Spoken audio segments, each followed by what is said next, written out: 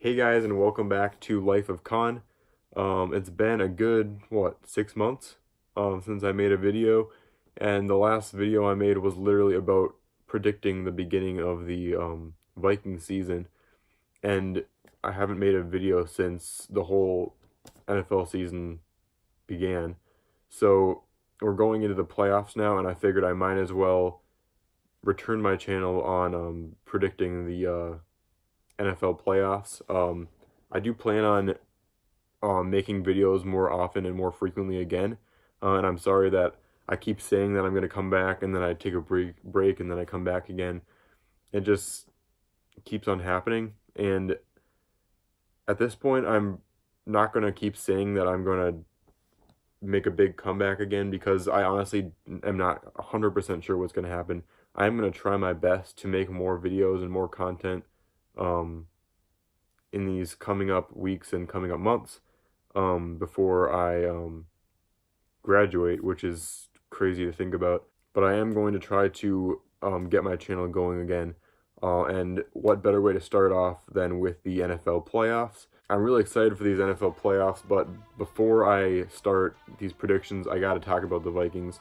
The very, very, extremely disappointing Viking season. I'm still kind of shell-shocked that it happened because the expectations for the Vikings were so high this year, and it was crazy to see that we just couldn't get it done. And the biggest thing for me, I think, that needs to be fixed is the offensive line. And they said that the offensive line would be fixed last year and over this last offseason, and we thought that was going to happen. But instead, we put all of our money into Kirk Cousins in a $50 million contract, which he has not banked on so far. And that kind of limited our opportunities to get different players and boost up our offensive line. So that better happen this offseason, or fans are not going to be happy, because that's what needs to happen. Everyone knows that's what needs to happen, because Kirk Cousins, as much as he was incapable of throwing the ball downfield this season, and we lacked big plays for a lot of the season, especially in this last game, barely getting any first downs, really. As much as that might be his fault, there also is a big disadvantage he has of only being able to hold onto the ball for so little time before the defensive line comes after him, because our offensive line just can't block. So this offseason, we just need to fix the offensive line. That needs to happen. And then I feel like the Vikings are going to have a good season next year, and I'm really hopeful of that, because Kirk Cousins is his very first year. I feel like he's going to get it figured out. I really do believe that. I think they're going to come back next year and have a really strong year, and hopefully we can get back to the playoffs, maybe even make it as far as we did last year, or maybe even make it to the Super Bowl. So we'll see what happens. But anyway, let's get into the wild card round of these playoffs. And we start off with the Colts versus the Texans. That'll be at 3:30 Central Time, 4:30 Eastern, on Saturday, January 5th. This is going to be a very interesting game to see how the Texans do, because if you look at the Texans' schedule, the Texans have played 6 games this season out of 16 against teams that are over 500. They have had probably the easiest schedule out of any playoff team this year, and they did win their division against a very beatable division. So I think this Colts-Texans game is going to be very, very close. The Colts have really figured it out with Andrew Luck.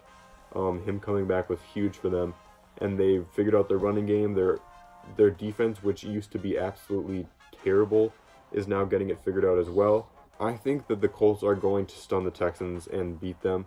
I think it's going to be a close game. I'm going to say 23-20. The Texans just have not gotten enough experience this year against tough teams. And I mean, they've as I said before, they've gotten the easiest schedule this year. I think they're coming out of a very easy Jaguars win, kind of expecting another easy game, because their record shows that they did really well this season. But the record doesn't exactly show how good a team does, because strength of schedule is also very important, and the Texans had such an easy schedule. So I feel like they're going to come off of their easy schedule. They lost to the Colts the last time they played them. They lost to the Eagles in their second to last game. They haven't beaten an over 500 team since October, the early October. So I really think that the Texans are going to choke this game. So now on to the Seahawks at the Cowboys. 7:15 Central Time, also on Saturday. This is going to be a very good game because it's two teams that were really surging at the end of the season. The Cowboys really got it figured out. Zeke goes crazy as always. Dak Prescott, not the strongest this year, but he has led this team very well. He's done very well in these last few weeks. And their defense is also really figuring it out and doing well. A very well-rounded team. And the Seahawks, they're really getting the running game established. And that was huge last year because they couldn't get the running game established, so Russell Wilson had to pass all the time, and that's why he kept getting sacked, because they were expecting a pass every single play. The rushing game really got figured out, and not only got figured out, it led the team this year. And Russell Wilson became the dual threat that he was before, and now he can do that again because there's the threat of the run. And that really did wonders for the team. And the defense, even losing players like Richard Sherman, the defense has held its ground. It hasn't been obviously up to the caliber that it was back when they were a Super Bowl team a few years ago, but the Seahawks are also a very well-rounded team, and I'm going to give it to the Cowboys. I think it's going to be a very good, close game, but just the fact the Cowboys are at home, I think, will give them the advantage. If it was at the Seahawks, I'd give the Seahawks the advantage. It's really that close. But just for the sake of it being at AT&T Stadium, the Cowboys do really well there, as any home team would do at home. So I think that the Cowboys are going to take that game. The Chargers versus the Ravens at 12 o'clock on Sunday. The Ravens played the Chargers back in week 15, I believe. The Ravens absolutely stuffed the Chargers' amazing offense, and that's just a testament to how amazing the Ravens' defense has been this season.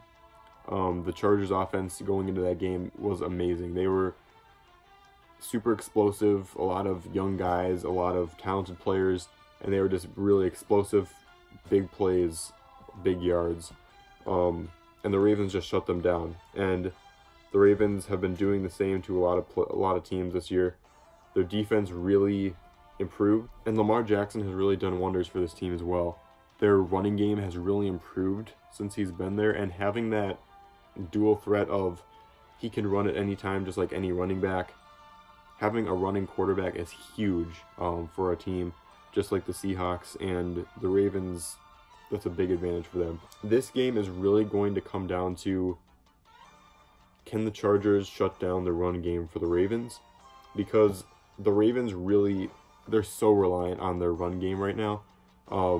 They've been putting up insane numbers in the running game these last few weeks. Kenneth Dixon has been just lighting it up, running all over the place. And then Lamar Jackson has been averaging like 70 yards a game as a quarterback. And he hasn't done the best job of getting the ball downfield and throwing the ball very often because he is a running quarterback and he doesn't exactly have that power yet. And he is going to improve on that. I think he's going to become a Russell Wilson type player who can pass the ball really well. But if the Chargers can shut down the run game, they should have a really easy time beating the Ravens. But that's easier said than done. The Ravens, no one's had any answer for the Ravens run game for this last half of the season. I'm going to give this game to the Chargers because they've seen this Ravens team before. They're going to figure out how to shut down the running game, I believe, as best as they can, and they're going to force Lamar Jackson to pass a lot more than he's used to, and that's going to disrupt things. It's going to cause turnovers. It's going to cause sacks. And this Chargers defense is still pretty good, even though their offense has been the focal point of their team. I feel like the Chargers are the better team, and even though it is at the Ravens, I feel like they will take care of business, even though they were unable to do so the last time they played them. I just realized that I never did a prediction for the Seahawks-Cowboys game or the Chargers-Ravens game. The Seahawks-Cowboys game I expect to be a pretty high-scoring contest. I'm going to say 27-23. And then over to the Chargers and the Ravens, I also think this is going to be a fairly high-scoring game. Not quite as high-scoring. I'm going to say 20-13. Actually, that's not very high-scoring. I'm just going to say 20-13 because I think it's going to start out as an offensive game, but both the defenses are going to figure out the other offense's tricks.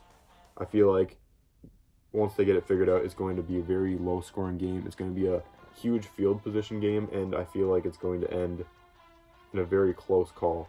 Eagles versus the Bears. This should have been the Vikings at the Bears, but our offensive line can't do anything, and Kirk Cousins can't throw the ball more than 10 yards. So Eagles at the Bears. This is the one game this weekend that I don't think is going to be close. This may be kind of an unpopular opinion, but based on what I've seen the last half of the season, I feel like the Bears are the second best team in the NFC behind the Saints. I feel like the Rams have kind of taken a hit. So the Bears, it really should be no contest against the Eagles. The Bears' defense is so good, and their offense is also figuring it out. Mitchell Trubisky is a great dual threat quarterback, just like Lamar Jackson and Russell Wilson. I feel like the Bears should have no problem against the Eagles.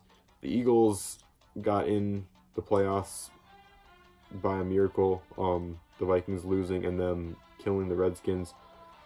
Their offense definitely has figured it out. Their defense, they're so-so, but they're not going to be able to match up to the Bears. Their defense is absolutely suffocating. But I know you guys aren't going to believe me when I say this, but I honestly would pick the Bears over the Vikings if the Vikings were in there too. The Bears are just too good of a team for any of these 6 seeds that would have gotten in. So I think the Bears are going to handily win this game. And that means I would have the Colts playing the Chiefs, and I would have the Chargers at the Patriots. I would have the Cowboys at the Saints, and I would have the Bears at the Rams.